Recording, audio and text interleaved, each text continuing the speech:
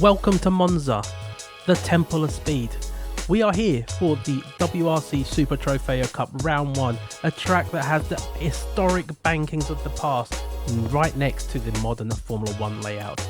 But this series is going to be super entertaining. It's a sprint race series of 40 minutes long. There's no tyre wear, so soft tyres are going to be the ones to use, and you have to do a joker lap at some point during the race. And more importantly, heavy damage is on. The car we're going to be using is the Lamborghini Huracan GT3 from 2015. We've had the 10-minute qualifying just before the race, but as you're going to see, we're going to start the race in P7. Qualifying did not go to plan at all for me. As you can see there, I'm changing the brake balance to -2 because I feel that that is the perfect one to help me with this car. And we're going to try and avoid carnage down into turn 1 at Monza. Now, in daily races, in the sport mode, this is going to be absolute carnage. But as part of the WRC, look at this. Someone's lost it, but they try and avoid contact. And look at everyone else. Just look at that radar. Everyone has avoided contact.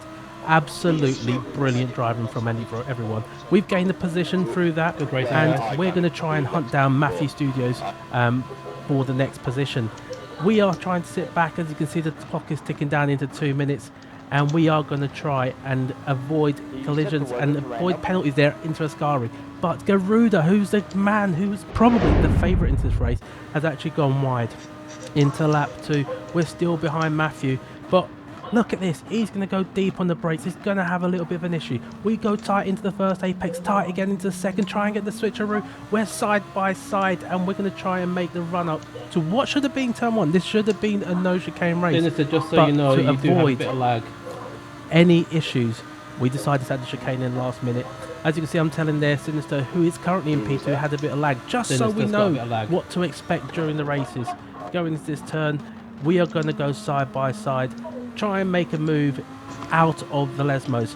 We didn't really do it there, but going down into Ascari into lap 2, we have actually gone side by side. We look like we're getting a better run on Matthew Studio. He's had a bit of a wiggle. We've had a bit of contact, and luckily we both avoided. MJ just narrowly misses him there, and we are into P4.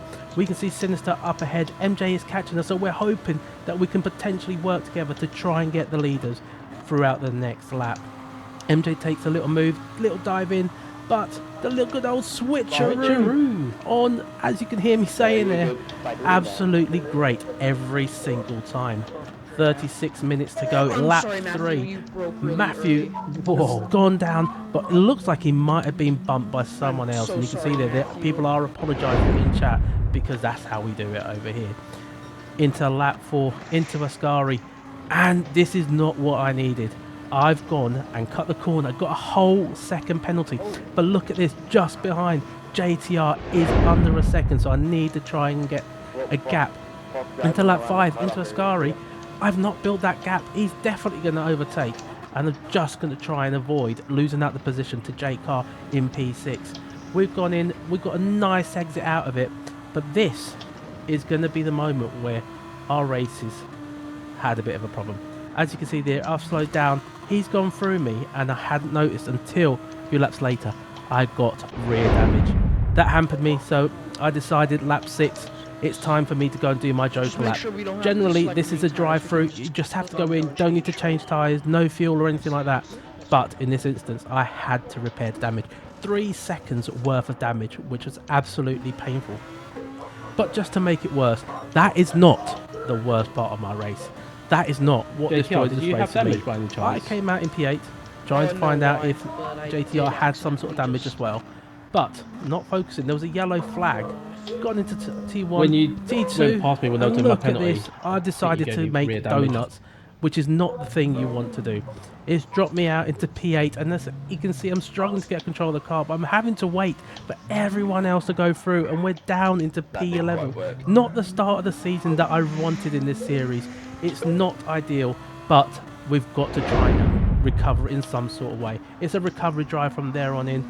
In lap 9, Huds, for some reason, you don't have to let me pass the up for position, but he's just kind of just given me the extra room. Had a 1 second penalty. He should have fought for it. Unfortunately, he didn't, but we're up into P9.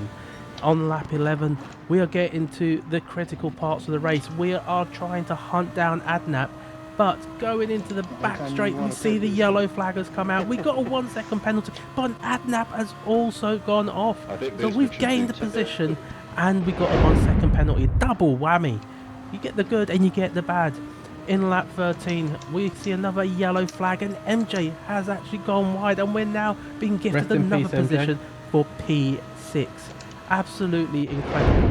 And I think that was it. There's not much more we could have done. We were 16 seconds behind Thunder at this point. So crossing the finish line in P6 is actually not a bad thing, considering we were in P11 after our pit stop. So can't really complain. You can see there I'm a bit disappointed by it, but that is not a bad result in the end.